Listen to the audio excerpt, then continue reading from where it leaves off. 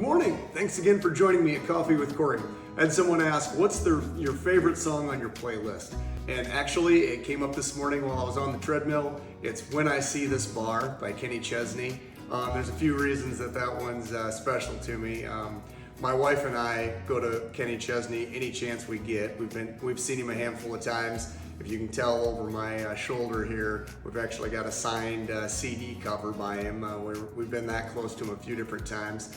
And the other part of it, that song, as some of you guys know, I filmed this Coffee with Kory in my bar at my home. And as I look around this place, it brings back a lot of memories. Virtually every close friend I've ever had has spent time in this bar with me. And anytime I come in here, it just makes me smile.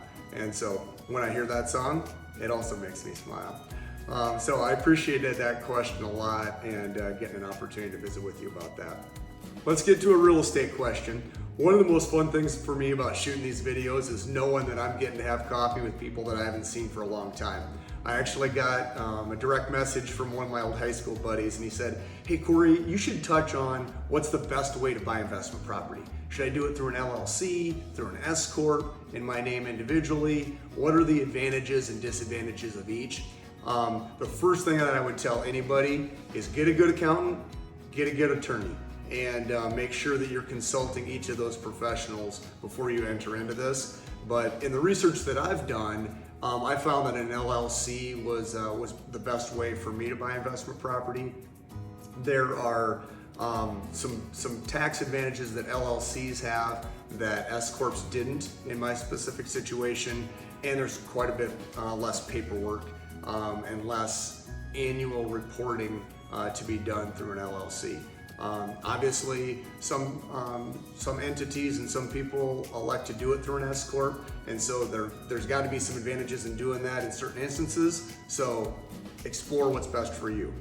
The other route that a lot of people go is buying properties in their names individually.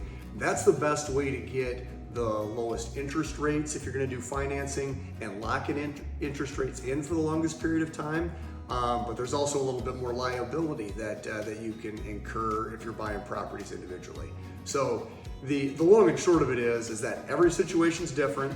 Do your research and consult with an attorney, consult with an accountant, and get a good real estate agent to assist you through the process. So thanks again for that question, Scott. I appreciate you reaching out, and hopefully at some point soon we'll get to have coffee together in person.